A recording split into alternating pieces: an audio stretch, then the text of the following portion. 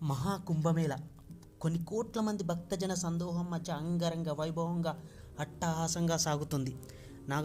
సాధువులు విదేశాల నుంచి వస్తున్న భక్తులు చాలా సక్సెస్ఫుల్గా సాగుతుంది అనుకున్న సమయంలో అప్పుడే హిందూ వ్యతిరేక శక్తులు, కొన్ని కుహానా శక్తులు కలగలిపి ఒక అమ్మాయిని దించారు. ఆమె ఈ మోనాలిసా. ఇదంతా పెద్ద స్కామ్, దీని వెనకాల పెద్ద కుట్ర ఉంది. అక్కడికి వచ్చిన కొన్ని కోట్ల మందిలో ఈ అమ్మాయి కంటే కూడా ఎక్కువ అందగత్తెలు, కానీ ఈ అమ్మాయికి సరిసమానమైన వాళ్ళు కూడా చాలామంది ఉండే ఉంటారు. కానీ ఈ అమ్మాయిని కావాలని హైలైట్ చేస్తున్న ఈ పనికిమాలిన మీడియా కూడా నిజానికి కుంభమేళకు సంబంధించిన వార్తలన్నిటిని పక్కకు నెట్టి మోనాలిసాను మాత్రమే హైలైట్ చేస్తున్నారు. మీరు సరిగ్గా గమనించినట్లయితే కుంభమేళ ప్రారంభమైన మొదటి 3 రోజుల్లో బాబాలు, అఘోరీలు, నాగసాధువులు, అలాగే విదేశాల నుంచి భారతదేశానికి వచ్చి సనాతన ధర్మం పట్ల వాళ్ళు చూపిస్తున్న గౌరవ మర్యాదల గురించే వార్తలు వచ్చాయి. సో సనాతన ధర్మం పైన ఒక రకమైన పీక్స్లోకి వెళ్తున్న సమయంలో ఆ వార్తలన్నింటినీ పక్కకు పెట్టేసి ఈ మోనాలిసాను హైలైట్ చేస్తున్నారు.